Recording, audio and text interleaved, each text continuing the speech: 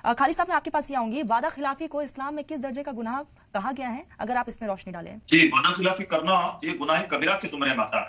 और जिस जिस तरह से उलमा ने गुनाह कबाइर की लिस्ट गिनाई है, और जैसा कि मैंने अभी कहा कि मुनाफिक की निशानी बताई गई है, और मोमिन की वादा वफा करना, ये मोमिन की पहचान बताया गया है, मोमिन की आइडेंटिटी बताया गया है इसे, तो ये गुनाह कबीरा के जुमरे में आता है। और गुनाह कबीरा से मुराद वो बड़े गुनाह होते हैं जो तौबा के बगैर माफ नहीं होते, और अगर उन गुनाहों का ताल्लुक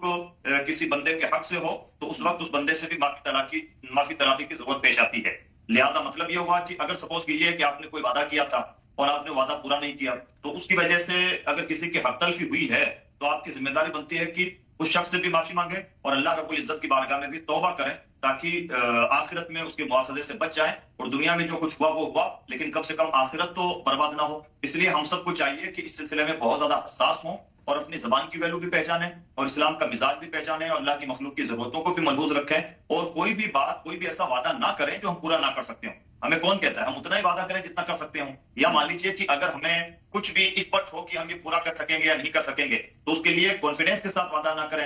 या तो ये है कि उसको उसी दर्जे की बात कहें ताकि सामने वाला हमारी वजह से सामने वाले का कोई वक्त बर्बाद ना हो या वो कंफ्यूजन का शिकार ना हो।